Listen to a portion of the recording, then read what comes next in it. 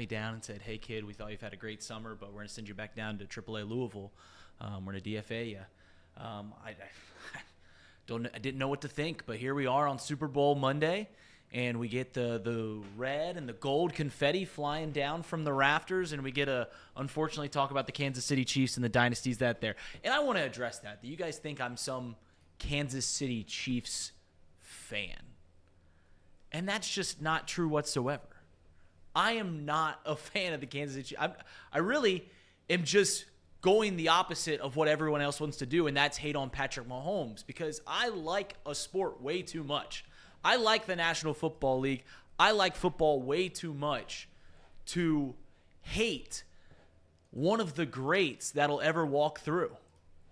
I could not imagine watching Major League Baseball and hating on Mike Trout, Shohei Ohtani, hating on Derek Jeter, hating on Alex Rodriguez and Barry Bonds, and those guys all got hated. But if you love a sport, you've got to recognize when someone's coming through and is absolutely incredible. We'll get to all that here in a second. You see everything on the J bar over here on the left. I just want to say, hey guys, I didn't get to talk to you today. Casey, Ellie, Hi, Reed. Hey, Reed.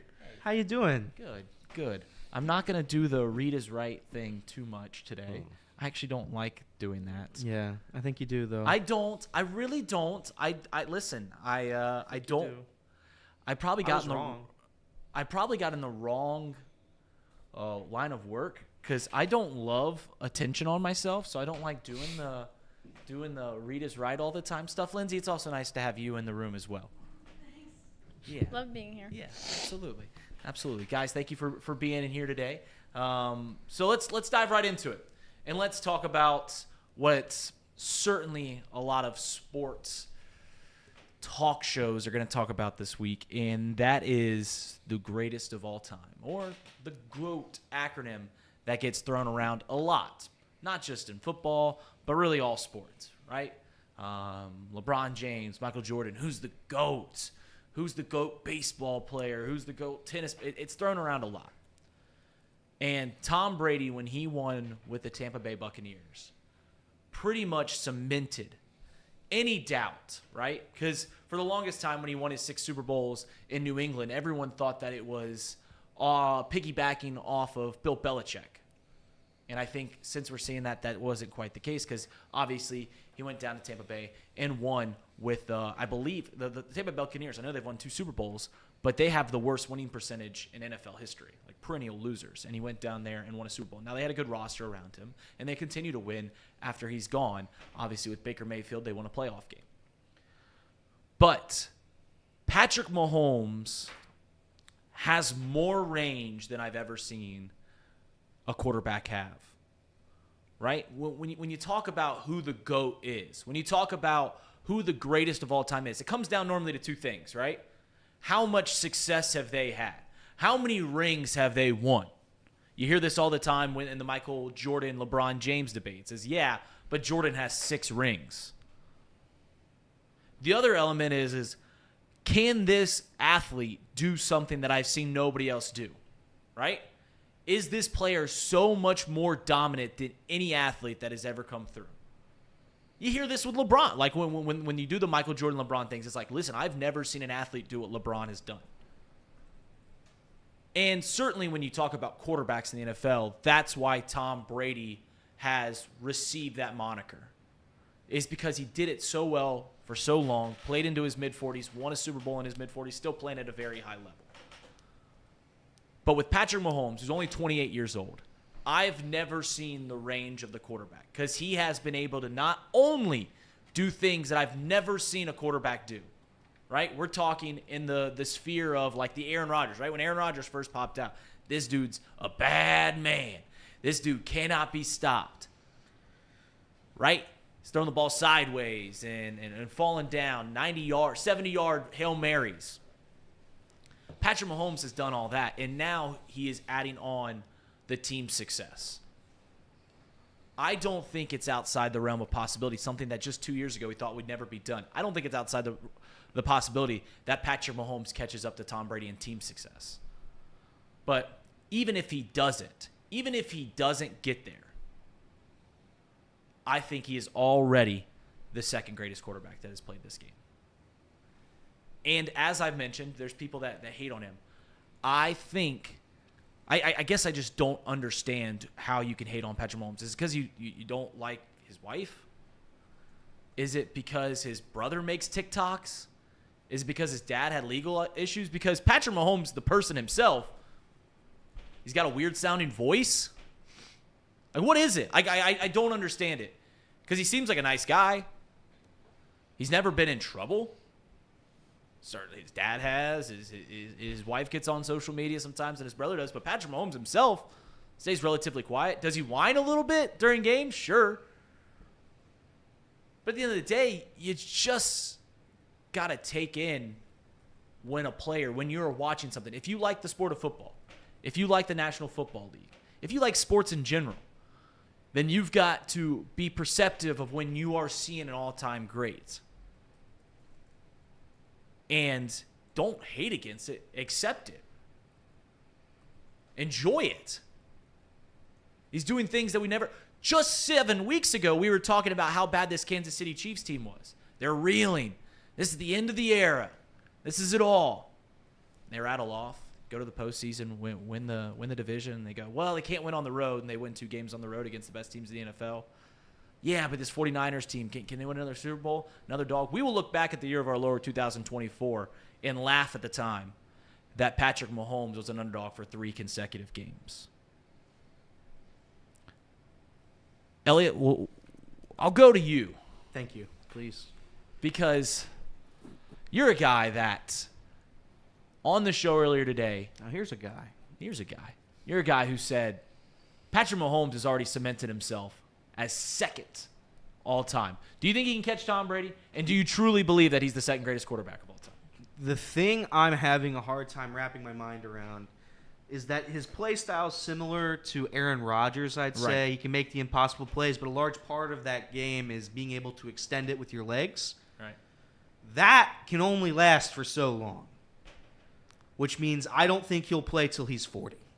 Right. I don't think he can. Yeah, I don't think he can play until he's mid-40s. So let's assume he plays till Aaron Rodgers' age. Let's say he goes to 38, which gives him 10 years, 10 seasons to get 4 more Super Bowls. I'm not going to bet against Patrick Mahomes. I'm going to say that he ties it. Maybe not beats it, but I would put a large amount of money that he ties it. I don't think he will. So I do not think that he can get to 7 Super Bowls. There's going to be a bad stretch for the Chiefs here soon. Once the Kelsey leaves, once some of these defensemen get picked off one by one, they're going to have a stretch for 2 or 3 years where it's not great. But I have no doubt in my mind that Patrick Mahomes is going to win at least 3 more Super Bowls. So I guess when I say, I don't think he will, because 7 Super Bowls is just unthinkable. But for the first time in Patrick Mahomes' career, I think he can do it. Right? 2 years ago, 7 Super Bowls, we were like, dude, that's Bill Russell 11 rings. It'll never be touched. But for the first time ever, you're seeing a guy now win back-to-back Super Bowls last year on one leg. I know Casey likes to laugh at that.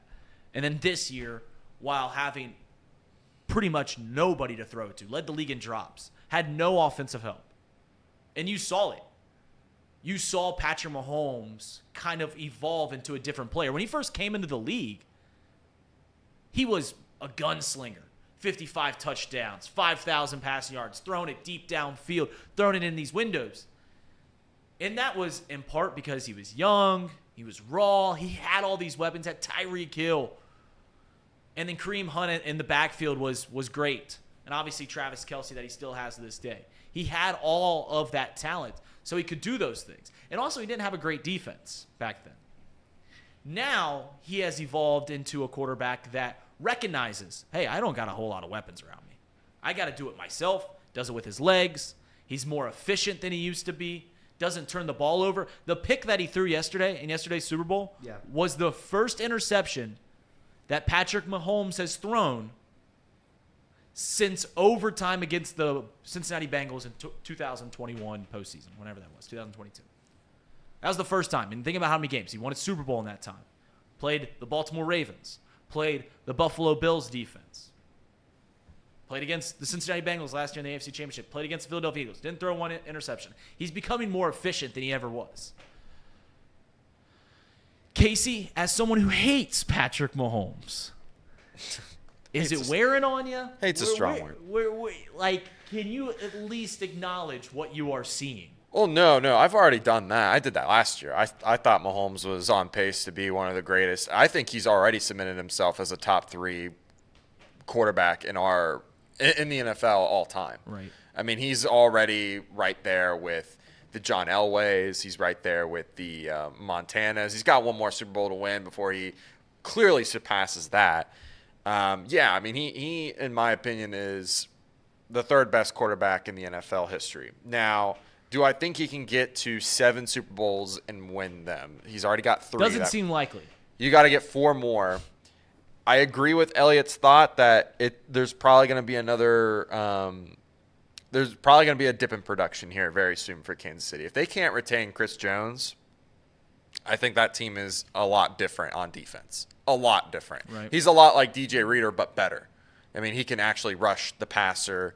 He does everything that DJ Reader does that we talk about, does the fill the double gaps and everything, is a very integral part to that team. And yet it feels like Mahomes, regardless of what happens, as long as he continues to have good health, will be able to do exactly what he did in this Super Bowl, which is, extend plays and run around and get first downs when he needs to. I mean, that 4th and 1, where it's basically an RPO where you fake the handoff and then you read if the tight end's open, you throw it to him, or you run the ball. That dynamic part of Mahomes' game does not get talked about nearly enough. I think that's what really makes him great. It's not just that he can be a great passer, because I think he's already a great passer. Right. He's right there with the Aaron Rodgers and the other guys that are slingers. He's got the arm talent. He can throw but multiple. he is, in terms of the legs and stuff, that is way more than Aaron Rodgers ever did. Well, that's and I'm not just I'm not knocking Aaron Rodgers for that either. It's just something that we've never seen, really. Right. Yeah, he's already back. Yeah. It is. The comparison when he first came out was Aaron Rodgers. By 28 years old, I think he's already well beyond that. Patrick Mahomes is now 3rd all-time in quarterback wins in the postseason. He's only 1 behind, I believe, Joe Montana. He's like 30 behind Tom Brady. But he just surpassed Peyton Manning last night. He just surpassed Steve Young, John Elway last night, and he's 28 years old. He's 20. And I don't want, when Patrick Mahomes a decade from now, and I don't know how much longer he has in the league. He's 28. He could play until he's late 30s. He could play into his 40s. I don't know. I really have no idea. But when his time is done, I hope that the only argument isn't who has more rings between him and Tom Brady. Because as I mentioned, I've seen Patrick. I think Tom Brady's the GOAT. But I can start to see where Patrick Mahomes can take that title from, because he has been all of the things that when you talk about who's the greatest of all time, he's done it all. He's been the versatile gunslinger, 55 touchdowns, 5,000 yards.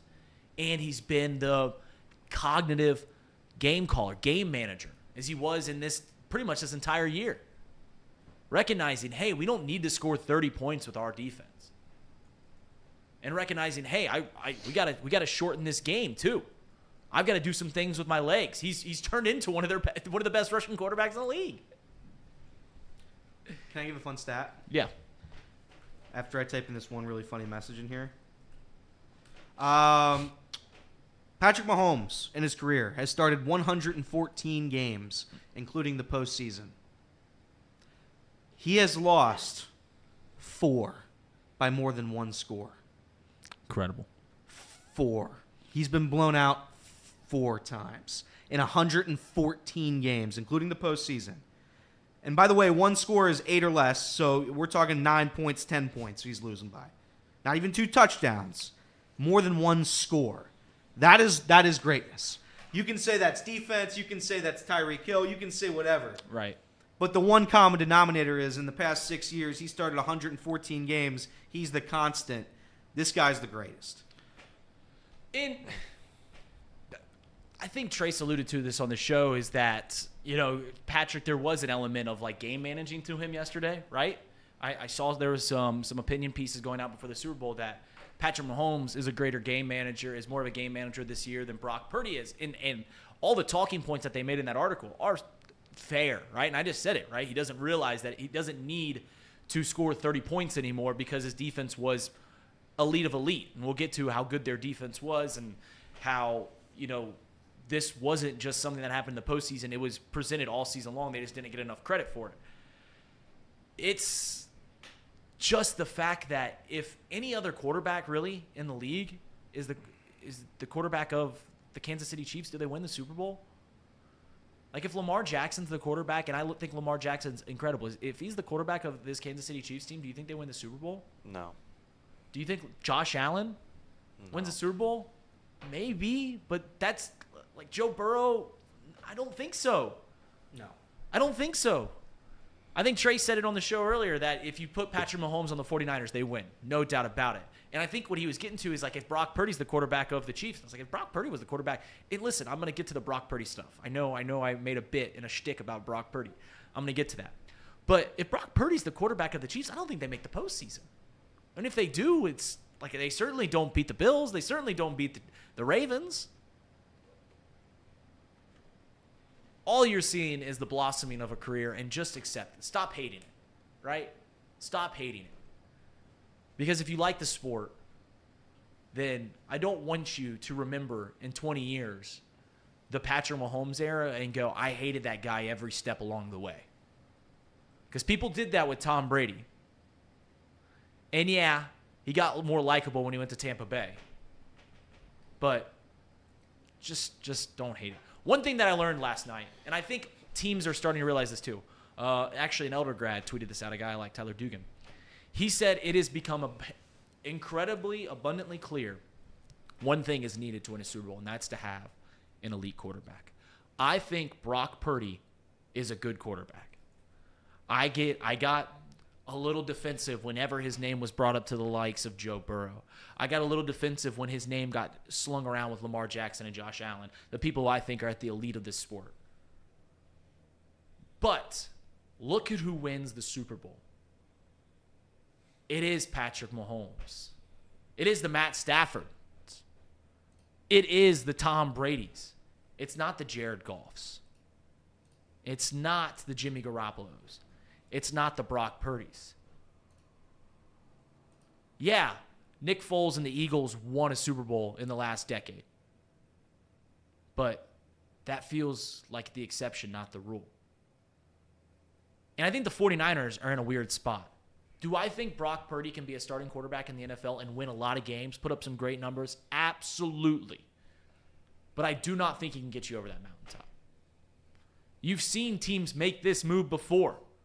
Sean McVay and the Los Angeles Rams went to a Super Bowl with Jared Goff. Once again, pretty good quarterback. Just took the Detroit Lions, a perennial loser, to the NFC Championship. They moved off him. Got a guy who they perceived as better. A guy they perceived as an elite in Matt Stafford. Brought him in. They win a Super Bowl. And you know where else that happened? Kansas City. Kansas City was making the postseason every single year with Alex Smith, Pro Bowl guy, good quarterback. One of the feel-good stories was him coming back and playing, going 5-1 back in 2020.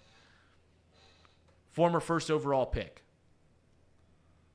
But Andy Reid and the Kansas City Chiefs saw that they can't get over the hump with Alex Smith. And they see a guy come in, and they draft Patrick Mahomes with the 10th overall pick. And obviously we know what's going on here. In fact, look at what all these teams that move off of a good quarterback to get someone better. It almost always works. Worked with the Rams. Worked with the Chiefs. Now, the one place where it didn't work was the Cleveland Browns. You know, they had Baker Mayfield, who was winning games, won them a playoff game. They said, hey, we want to get this elite guy or this perceived elite guy into Deshaun Watson, and that hasn't panned out. But last week I said there was multiple ways. This is what's great about the NFL. There was multiple ways to get to the Super Bowl, multiple ways to construct your roster. The one that wins the most is have an elite quarterback. Now, where the 49ers have opted to go was, hey, we're going to build up the entire roster around him. We're going to have Pro Bowl Hall of Famers on the line. We're going to have all pro wide receivers, all pro tight ends, all pro D linemen, all pro linebackers, guys in the secondary that are Pro Bowl caliber. And we're going to get one guy sticking in the middle. With Kyle Shanahan's offense, he'll be able to do great things. And they will. That'll continue to happen. But when push came to shove yesterday, when it came down to the final few drives, you knew that the Chiefs had the upper hand because of one guy. Who had better receivers? The 49ers. Tight end, Travis Kelce's better than George Kittle. But Christian McCaffrey's the most versatile offensive threat in the league. 160 yards. Good offensive line. But still, you knew that Patrick Mahomes on 3rd or 4th and 1, you just kind of knew that he was going to get the first down. You just kind of felt it. Snap it to him, see what happens. And they run the RPO. They let him scramble on out there. He rushes for 60 yards. Makes some great plays. The play to McCole Hardman, yeah, did a secondary guy get lost, but still dropped your jaw when it happened. Elite quarterbacks are needed to win the Super Bowl. It can happen the other way, but it's much easier with an elite guy. I make the joke, but when you lay in your bed at night and you close your eyes and you're thinking, man, who's going to hoist up the Lombardi? You can't think of Brock Purdy. That's not the name that comes to mind. You're going to think of Patrick Mahomes. You're going to think of Joe Burrow. You're going to think of Justin Herbert. You're going to think of the elites of the elites. Nobody's saying that Purdy has to be those guys. I'm just saying he's not. He's not one of them. And that's okay. You can be a game manager and be very successful in this league. Jimmy Garoppolo, up until recently, he's made a career out of it. Right. So you can have a successful career, be a quarterback that, hell, people might even want. People might want Brock Purdy right now. Probably half the league would want him. But it doesn't make you an elite quarterback. It doesn't make you an MVP for this season. And I made the joke on the show today. But honest to God, if you watched that game yesterday, he's not top 6 in MVP voting. He's not. Right. And that's a fact. Both kickers had a better game. Christian McCaffrey, better game. Mahomes, better game. Kelce, better game. The 4th string wide receiver, Juwan Jennings, better game. So, and again, this is no knock on him. He absolutely kept them in that game. Brock Purdy was facilitating his way throughout. He's good. He's a good quarterback. He's a good quarterback. He's a good quarterback. But he's not an upper echelon tier guy, and that's okay. And this is what I'm getting to, is that I think the 49ers need to have a look and say, listen, when we stack up toe-to-toe at every position level with this Kansas City Chiefs team except for one, and it comes down to the final plays, and their one guy is the most important guy on the field, and he's much better than our guy, then it's again, Brock Purdy will win a lot of games as a starting quarterback in this league. I think the search needs to be going on with the 49ers and saying, hey, let's get us over in case he's not shaking his head at me. No, I mean, guys, you're acting like they're a dime a dozen. They're not. There's only one quarterback that we know of that can actually beat Mahomes, and that's Joe Burrow. That's it. There's no other option is what I'm getting at. You can't just go and replace Brock Purdy just because he's not an elite talent. Those are not a dime a dozen. You're not going to find a Josh Allen hanging from the tree. You're not going to go find a guy that can do what you're hoping for.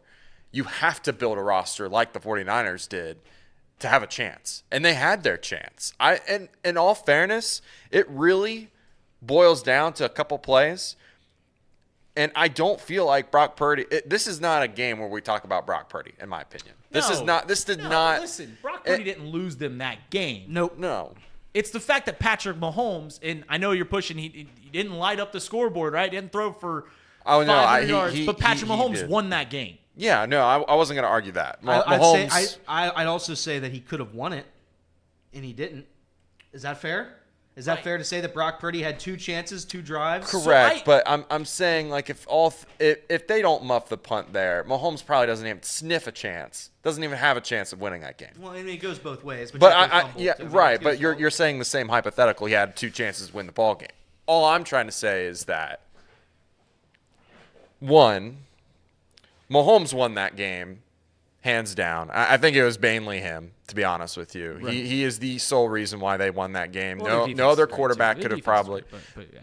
No other quarterback could have probably done what he did.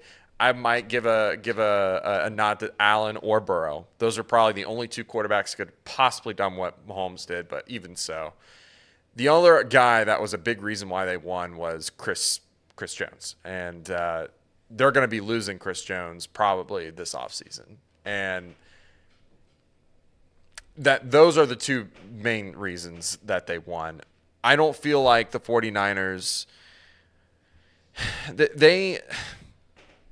yes, Brock Purdy had two chances to probably win that ball game. Did have two chances. He had two chances to win that ball game, but it's not his fault that he was put in that spot anyways. And I don't think we were ever arguing that he's in the top echelon. But you don't get to. But the top echelon is three guys. That's really it. The top 10 doesn't mean you're in the top echelon of all the NFL. It just means that you're a top 10 quarterback at your position. You don't get to pick and choose when it's time to win the game. You have to go out and you have to win the game through adversity. Whether or not it's his fault that they're in that position where they needed him to win the game, it's irrelevant. It's that he had the chance and he didn't do it twice. I'm not, again. Well, the defense had the opportunity to win the ball game too. Who? The defense, this 49ers defense had an opportunity to win the ball They game had to score too. points to win games, though. They did. They scored a field goal and then they had a chance to stop on 4th and 1. Didn't. Sure. But are we going to blame the defense as well for not winning a ball game? but I would also say the defense was the main reason they were in it. So no. Here's the thing, and Purdy was 12 for 24. When I say that the 49ers might need to look elsewhere for quarterback, once again, I don't want to make this into a bashing on Brock Purdy. And Casey's right. The grass isn't always greener, right? If you're trying to replicate Patrick Mahomes, you can't because there's only one Patrick Mahomes out there. And there are few elite guys that can you perceive to take you over that hump and win the Super Bowl. But I don't think you should sit on your hands and just go like, yeah, we know Brock Purdy probably isn't that elite quarterback. He's pretty good. But we're just going to ride it out, and maybe we'll strike luck a la the Eagles and Nick Foles, a la Trent Dilfer and the Ravens 20 years ago. I think you should continue to search and see if you can get a better guy, an elite guy. You replace Jimmy Garoppolo with Jimmy Garoppolo. That's what they've done there. Right, and they tried. The 49ers have already tried this. Right? They had Jimmy G. They draft Trey Lance, top 3 pick. Wasn't it. Horrible. Wasn't it. I think they should try again. This is a great quarterback class. And you can laugh at me. Listen, when the Kansas City Chiefs, who in 2017 won 10 games 5 consecutive years or whatever it was, kept making the postseason for like 6-7 straight years, when they drafted a guy in the top 10, everyone laughed at him at the draft. What are they doing? This is a team that needs to get over the hump, and the hump isn't quarterback. They have a good quarterback.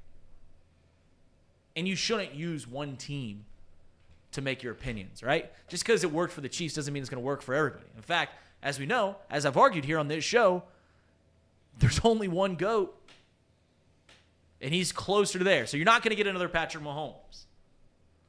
But when you see the Rams trade away their Jared Goff for Matt Stafford because they wanted to upgrade at the quarterback position, when you see the Chiefs do it, these are offensive-minded coaches.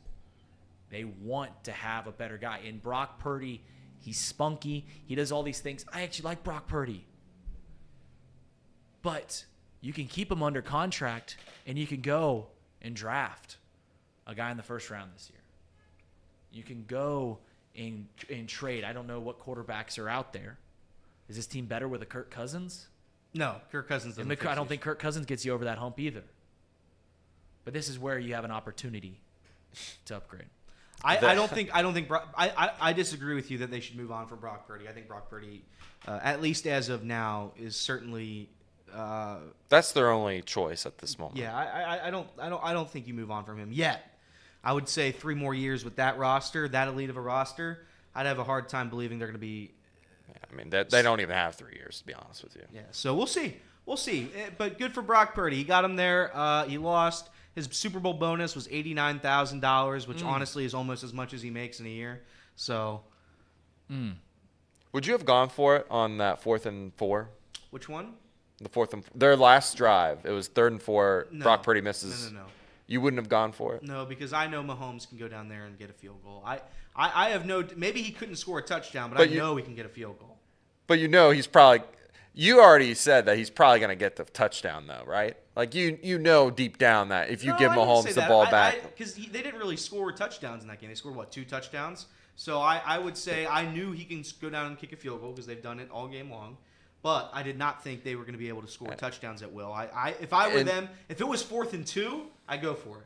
4th and 4, you're playing with fire there. In my mind, I already knew Mahomes was going to win. I already knew as soon as they did not go for it and they kicked that field goal, I knew Mahomes was going to win, hands down. I just don't know why the rest of the league doesn't figure that out. Like, you give the top echelon quarterbacks the ball with a chance to win, they're just going to do it. That's just how this league works. Isn't it crazy that Patrick Mahomes, the postseason rule was changed because he was too good? Right? That's why they changed the rule. They have this great shootout with the Buffalo Bills. The Bills take the lead, take a 3-point lead with 17 seconds to go in regulation. They get in field goal position in 17 seconds, kick a field goal, tie it up. They get the ball back. They get the ball first in OT, go down, score immediately. It's like first play, wasn't it? It was very quick. They go down and score immediately, and they go, all right, let's change that rule. That one doesn't jive anymore. Let's change that rule. And here to win his 3rd Super Bowl, they changed the rule, and he does it anyways. To be fair, we think the 49ers made a mistake. They should have probably kicked it first. But do you think – I know that the articles have come out, and they asked them the question, did you guys know? And they were like, no, we had no clue about the rule change. Who went out and did the coin flip? Was it Kittle? Who did the coin flip? The overtime one? Yeah. It was Fred Warner. Fred Warner. Obviously Shanahan's saying if you win, we want the ball, right? Do you think there was a goof up? I'm saying, because there's merits to both sides, right? You either want the ball first so that the 3rd drive is sudden death, or do you think they actually just goofed up and just didn't know, and they were just yeah, in overtime you win the coin toss, you take the ball? I don't know if they're that oblivious to not know. Okay. It feels like with all the stuff that came out and what Elliott read off, it makes it appear like they didn't know. Some of the players definitely did not know, quite clearly. I don't know if they went into that not knowing the rules at all. I feel like someone had to have known. They probably just wanted the ball first to give their defense a break, but at the same time, I'm trying to portray the narrative, right? I don't believe that because there was a break in between that. It's not a big break though. But there's enough for you to. There was enough time for them to relax, get some oxygen, get some water. You're gonna have to go back out there anyways. I would. The rest thing makes the most sense to me as to why they weren't electing to defend first.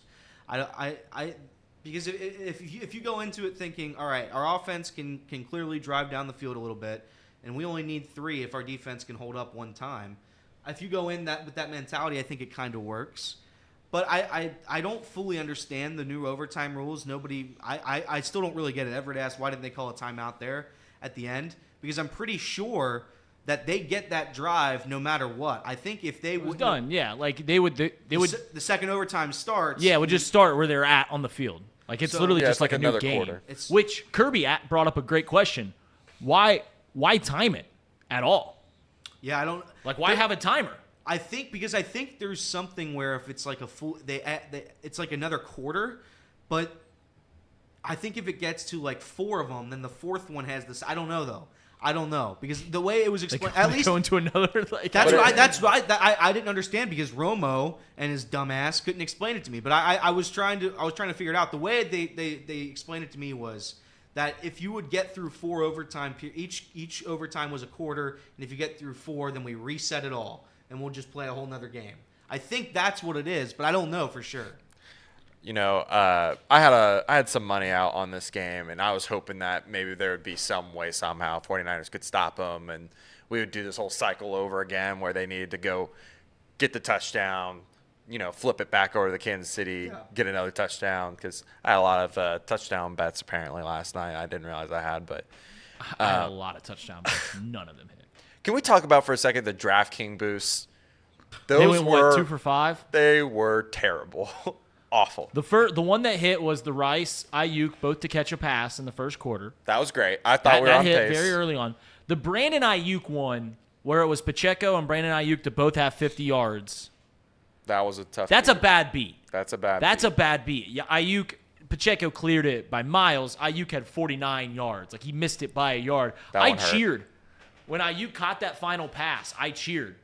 Because I had it in my head. They need 12 yards. Yeah. And he catches it, and it looked like he got 12 yards. And I was like, yes, we did it.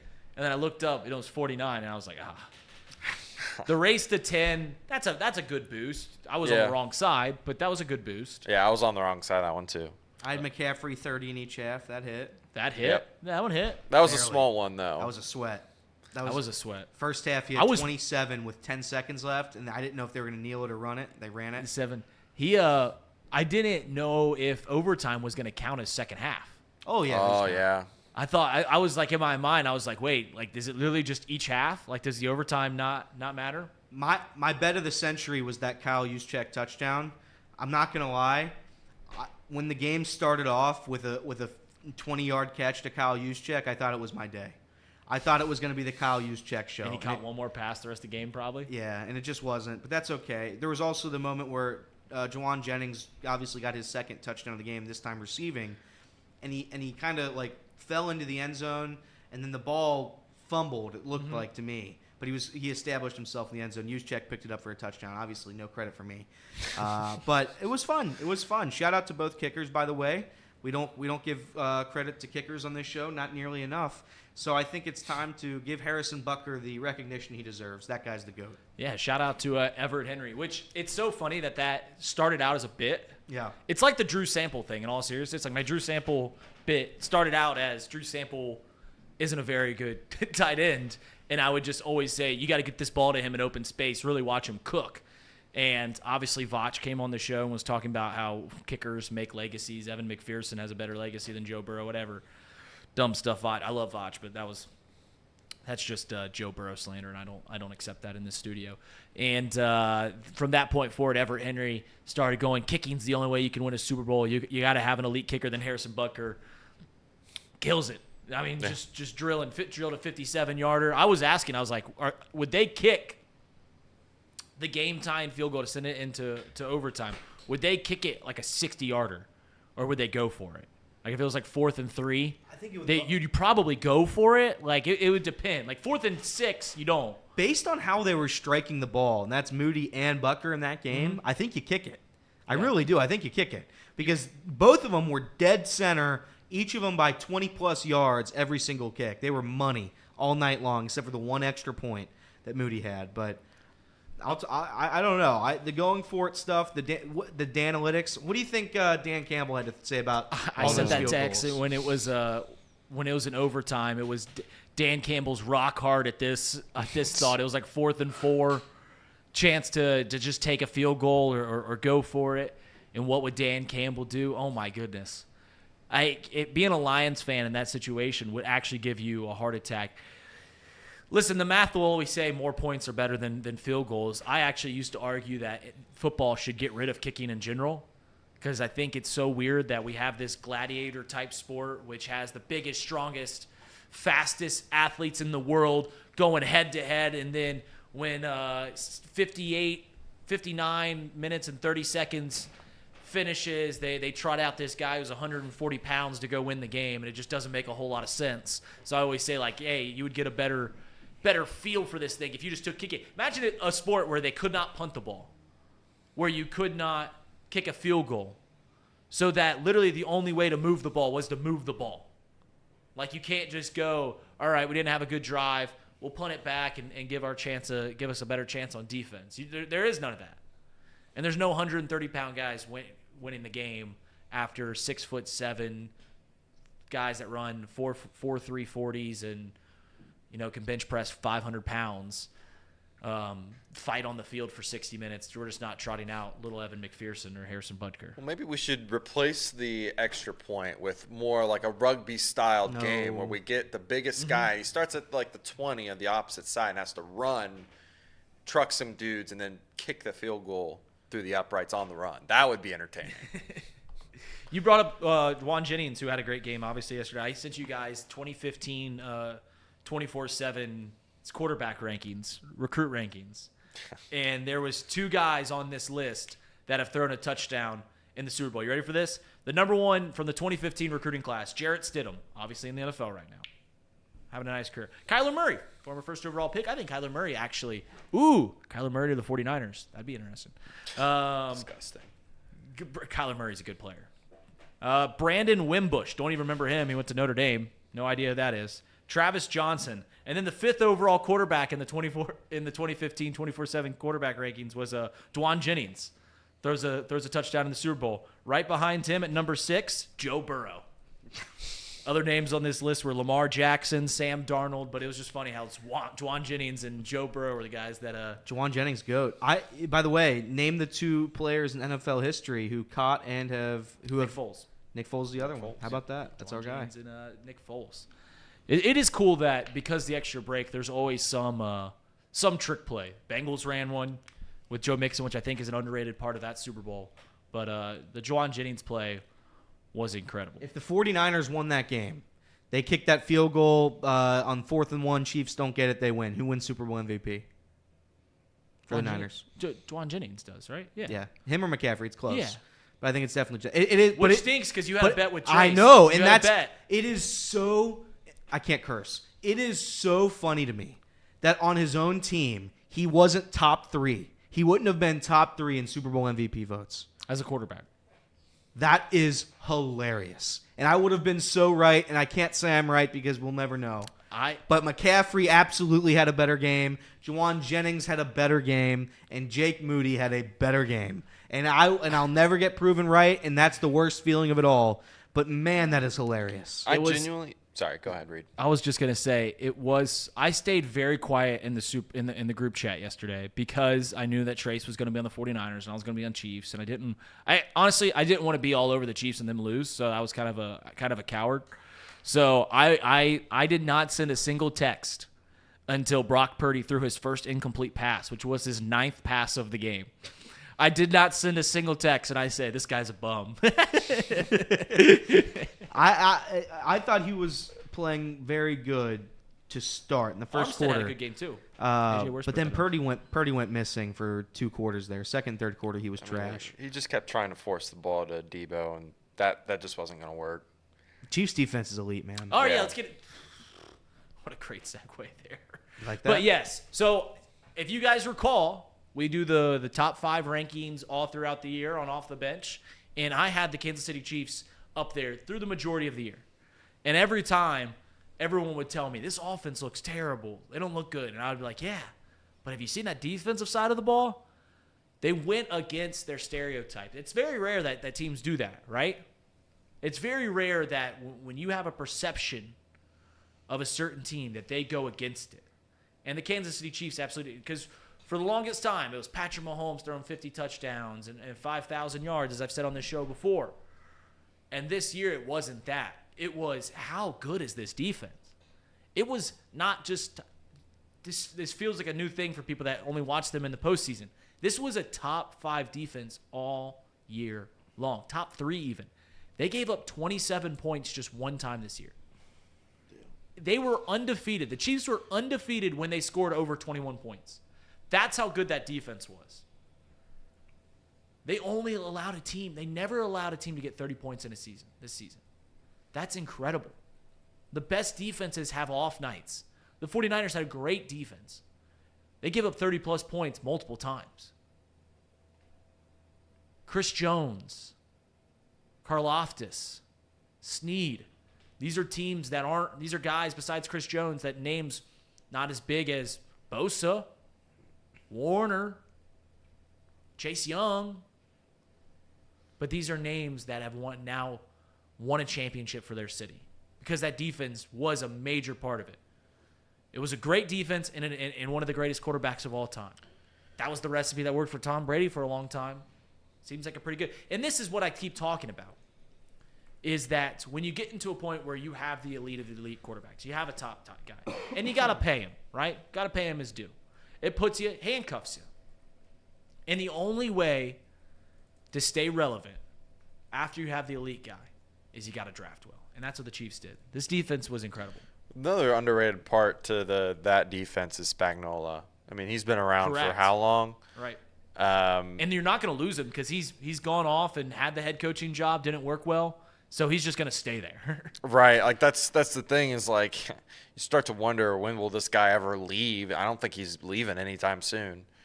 Not that I can think of. I mean, when you have that opportunity and you do that poorly, yeah, it was crazy that he's got 4 wins as a defensive coordinator now. Once with the Giants against Tom Brady. It's pretty good.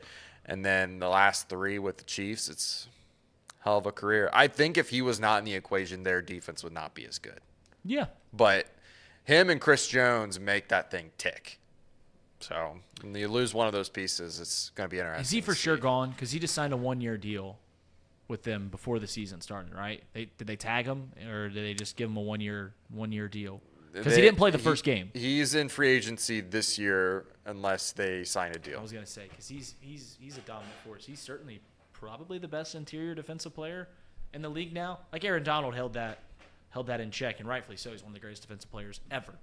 Held that for a decade. But as Aaron Donald gets a little older, I feel like Chris Jones has that title. And I know Cincinnati Bengals fans want a piece of that. Yeah, you bring Chris Jones here to Cincinnati, bring him into the jungle. It works. It's so funny that once you win championships, have some success, everyone wants a piece of you. And Chris Jones is certainly a piece of that. But, like, we're seeing that with the Bengals, Brian Callahan going other pieces. Like, everyone's just trying to copy one another. Yeah. I legit, if we got Chris Jones, I would punch a ticket. Not punch a ticket. I would buy a Super Bowl ticket for like $250 today on the spot if we sign Chris Jones. I mean, he's such a difference maker. He's gonna be like $30 million a year though. It's just like so unrealistic for the Bengals to get him. Yeah, But it's a big old no.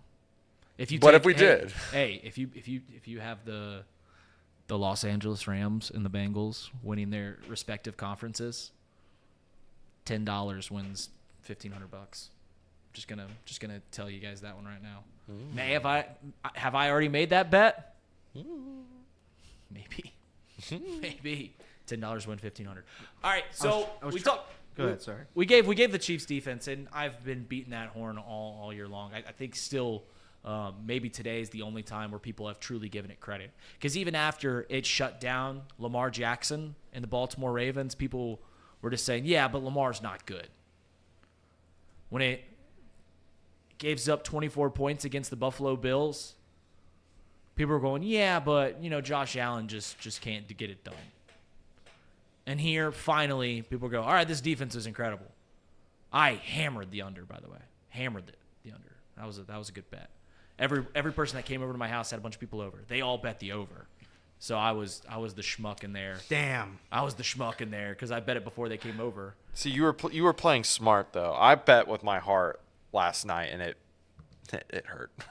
My heart hurt quite a bit. Never bet with your heart ever. No, never. It's not smart. Especially not on the Xavier Muskies. That's right. Especially not on the Xavier Muskies. So they announced the Super Bowl odds for next year already. Yep. Have you seen this? I assume. We are 5th or 6th, I believe. 1, 2, 3, 4, 5, 6. Can you name the 5 ahead of us? So I know that the 49ers are the highest odds. I already know. Yeah. The 49ers are the highest odds because the NFC is not very good. Terrible. But the AFC is loaded. So from the AFC, you've got the Chiefs are the highest AFC team. I want to say that behind them, so I'm going to go 49ers, Chiefs, Ravens. Yep. Bills. Yep. Detroit Lions. That's right. Yeah. But Detroit Lions have a great roster. A great roster. Bengals plus 1,200. 1,200. See, I would like to bet that, but I don't want to hold on to it for I already bet it. a year. I'm out on Super Bowl futures. I'm out. I bet year? the Bengals the past couple years that doesn't work. I know there's I'm out.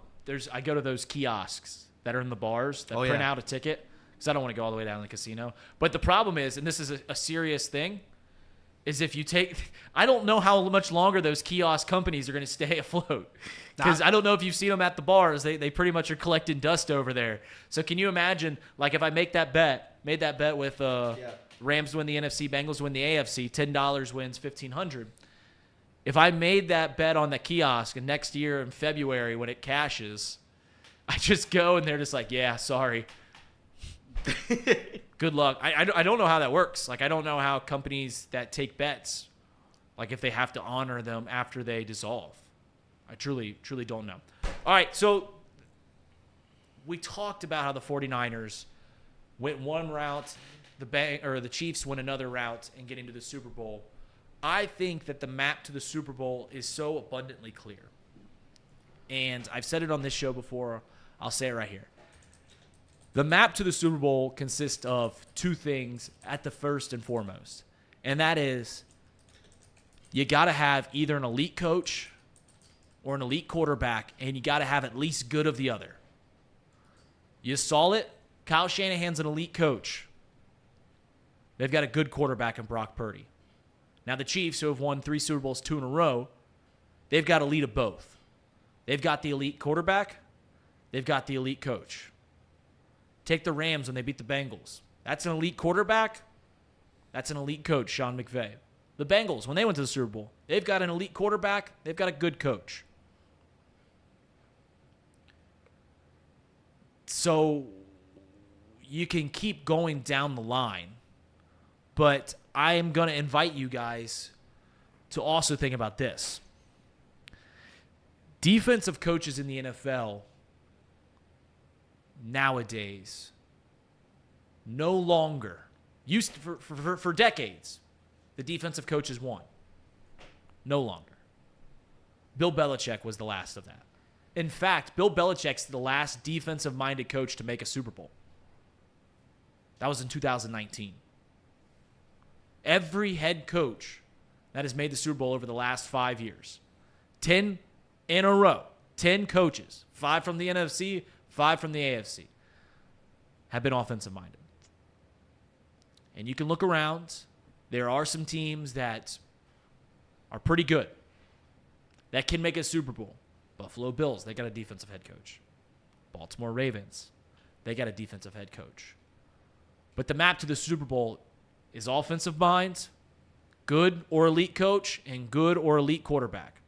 And I say this because we know that the team here in Cincinnati has that. They've got the offensive-minded coach.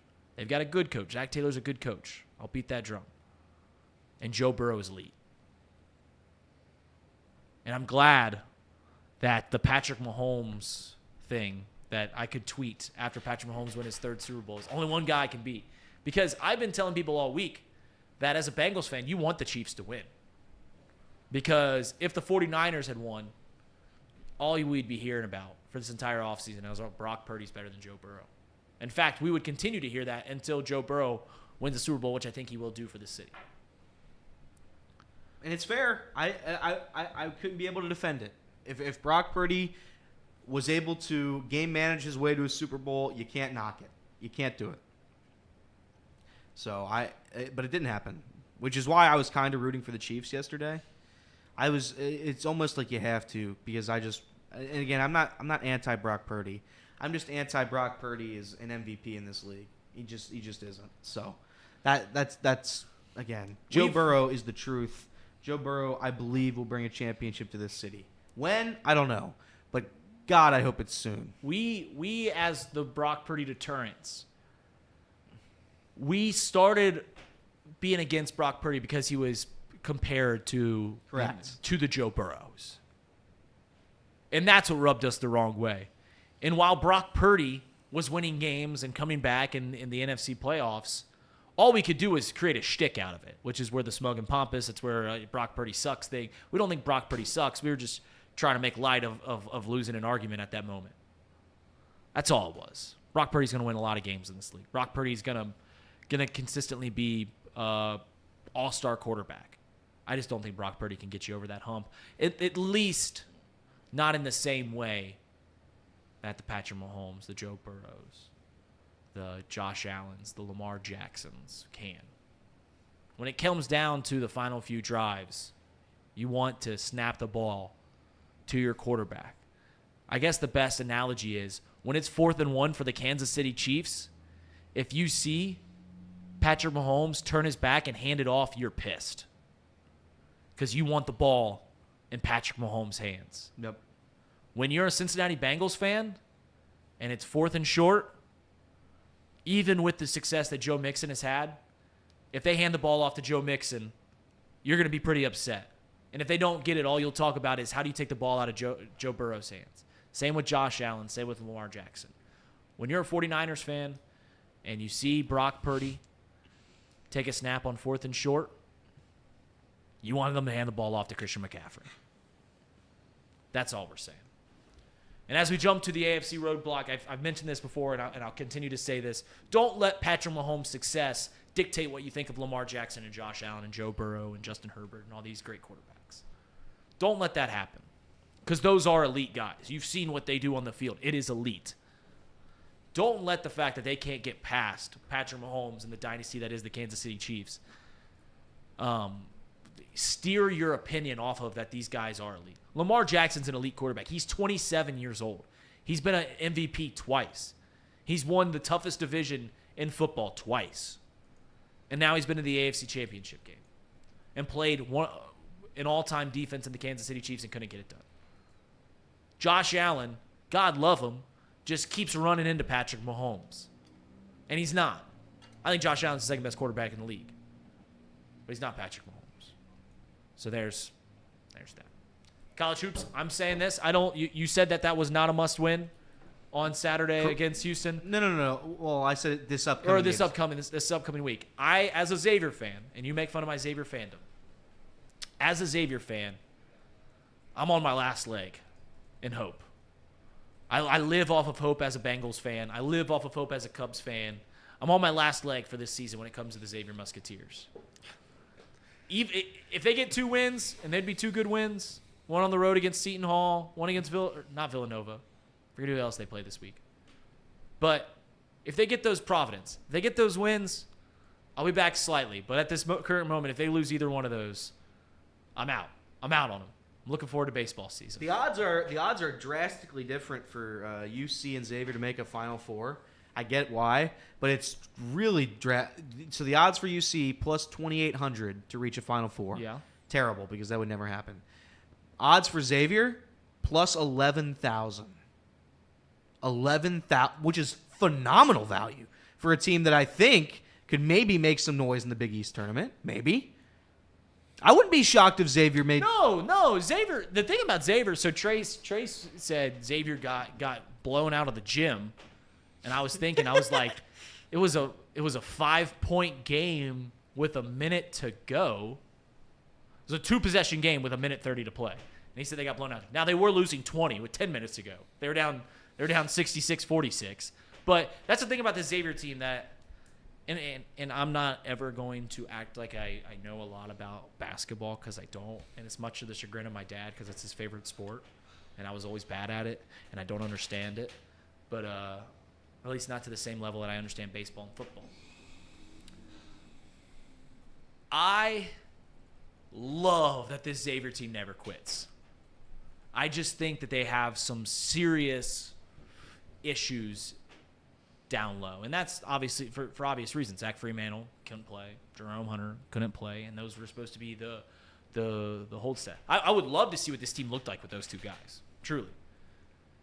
Against Creighton, the 3 guards, Davion McKnight, Des Claude, and Quincy Oliveri, combined for 60 of Xavier's 71 points. 61, I believe.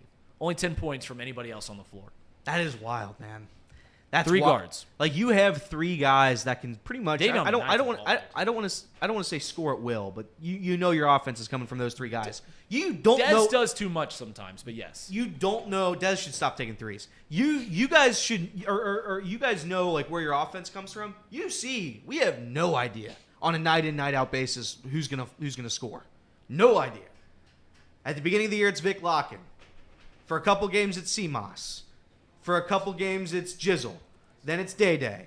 Every once in a while, it's Skillings. And you just go down the line. Sometimes Aziz has 15 points. once every blue moon.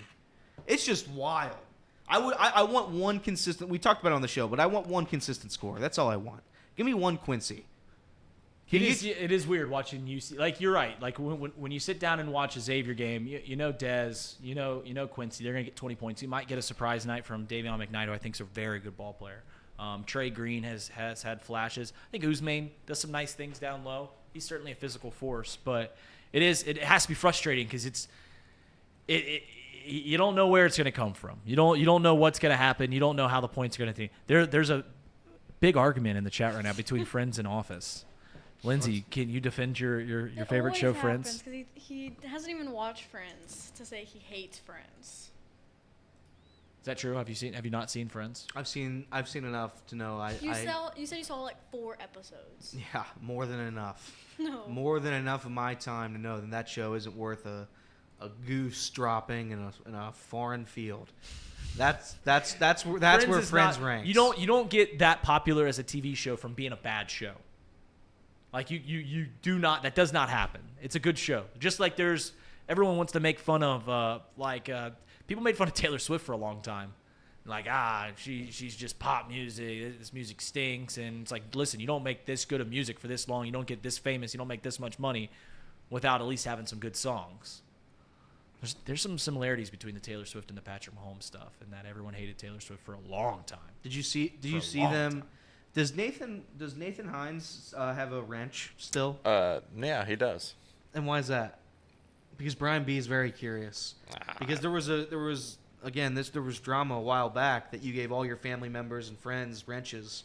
But and then your I wife thought and your dad and your father-in-law. But then you removed like loyal listeners. I mean, I didn't remove any of them. But like, why does Nathan have a wrench? Because I felt like giving him one again. Okay. Lindsay should have a wrench. Lindsay should have a wrench. Here comes Lindsay's wrench. Here we go. The Office is significantly better at clues. I stole an Ellie Rue joke. Did you? And a Mouse Cop joke. I don't know who initiated this joke, the Young Sheldon jokes. Oh, the Young Sheldon jokes. But Everett gets credit for some Young Sheldon jokes too. I don't remember who started the Young Sheldon, but the Young Sheldon ad flashed up yesterday, and it was like the final season of Young Sheldon. And at my party, I was like, how do you think they're going to kill off Sheldon? And everyone laughed, and I was like, God, that was a winner. Sheldon's going to take over Bulgaria in the latest rendition of Young Sheldon. It's just very funny. That's a show that, I mean, never should have been made, but God love them, they tried. His dad's going to die in Young Sheldon. That's how they're going to. They will. He will. No. Oh, no. All right, final thing I got to say, there's no take. There's no opinion.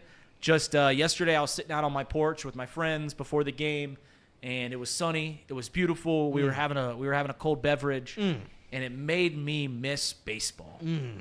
And no, not just necessarily watching Dansby Swanson backhands and watching Ian Chabot blow leads. I just miss summer, warm weather, sitting down, listening to Pat Hughes call a baseball game. It just got me in my feels. College baseball starts this week. I can't wait to bet on college baseball. College baseball is fun to bet on because you literally have no idea who's going to win. You're literally just gambling. Like you're just throwing it out and seeing what happens. But one thing I did want to show you guys, I don't know if you saw this on Twitter, but Chatterbox got its start in high school sports. And I do most of the high school games for Chatterbox anymore. We used to do a lot more, but we stick around. I've been calling games for Chatterbox Sports here in Southwest Ohio for 5 years. And what I saw on Friday was the most incredible thing. So I'm going to lay this out. This kid's 14. His name's Bryce Curry. He's from Lakota West. He is taking the ball in the paint in a rivalry game. 14 years old. He's a freshman. And a guy sets up for a charge. And how does Bryce Curry go about avoiding that charge? He jumps over my man. Watch this.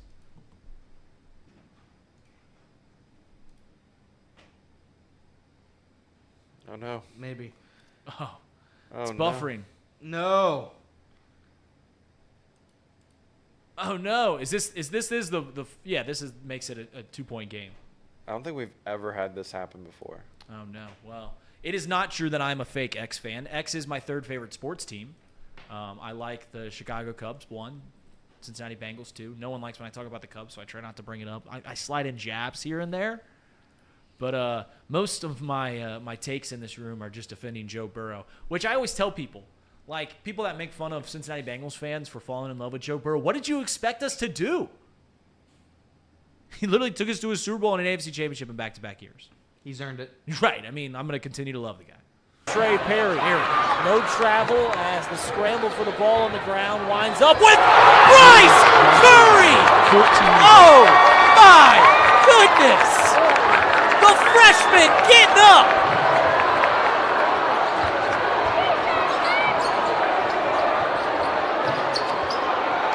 I do not know what else there is to say. There's not many freshmen, not only in Southwest Ohio, not only in America, but across the world, 14 years old. that can do what Bryce Curry. 14. And he jumped over a man. My wife was very funny. I showed her that clip when I got home on Friday night, and she goes, if you could do that, why wouldn't you just do that every time down the floor? And I was like, you know what? Kind of fair. Kind of fair. That's wild. Did that get any traction? Did any of the news people pick it up or no? The news, like Mike Dyer and Joe Daneman, they that should have been play of the year. But it was cool. It was cool. All right, guys, that's all I Great had call. for you. Great call by you. Thanks. Much better than Romo. I never know when people give me props for my play-by-play. I really never know if they're making fun of me or not. I'm a very confident person in most things in life, but for some reason when it comes to my career, I get very insecure. So when people say like, "Hey, that was a great take on the show yesterday," or "That was a great call," I think they're messing with me. So when people all tweet, "Wow, what a great call by Reed," I literally think they're making fun of me. So We're not making fun that's of you. just insecurities. But thanks, guys, for anyone that saw that. We're going to do Wheel of Lunch and throwback box lunch. We're going to do a wheel of lunch today? Yeah, it's Super Bowl Monday. Let's have some fun. Wow. Let's have some fun. And this will be the last time I think we're ever going to do this. Thank you guys for watching the show. I hope you enjoyed it. It was the last free one. Seth Pryor, thanks. Mouse Cop, if you're an X fan, then name 3 songs. Ooh. I don't know any 3 songs by Dare. I don't even know how to pronounce the Musketeer's name. It's I know it's from the book, The Three Musketeers. It's D'Artagnan or something like that. Did I get that right? I also don't know how to pronounce our starting power forward's name. I'm not going to try it again. Who's that, Giat? I'm not trying. I'm not trying. That's my boy Giat. I was surprised. I recently on Twitter, I'm a novice when it comes to Xavier stuff. I saw someone doing a top 20 Xavier basketball players of all time, and Trayvon Blewett was number 2. I thought that was interesting. Really? Yeah. Byron Larkin was 3, so it was David West was 1, National Player of the Year. But David West is a GOAT. Yeah, that's it.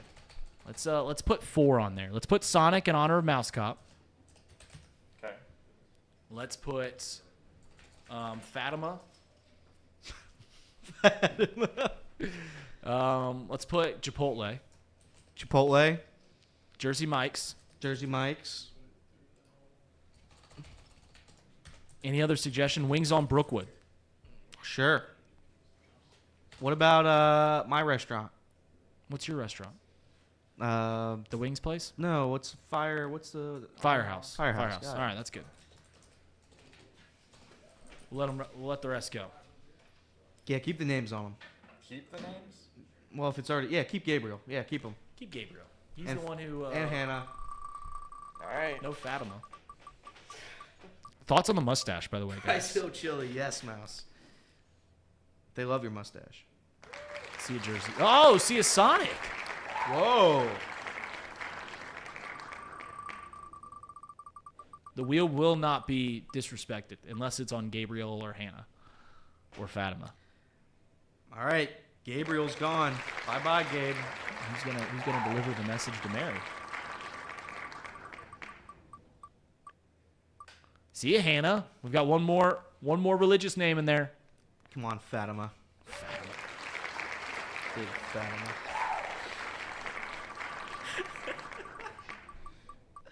Here we go. No. Mouse Cop, will you put in a pronunciation guide for our starting power forward's name? Giat. He's got that Giat. Uh-oh. It's between Chipotle and Fatima. Who will we eat? Fatima. How do we eat Fatima? Honk. Oh, yes. Oh, Fatima. Fatima for lunch. I Fatima. love Fatima. See you guys. We'll see. They'll see you tomorrow, and I'll see you on Wednesday on a box lunch presented by absolutely nobody. See ya.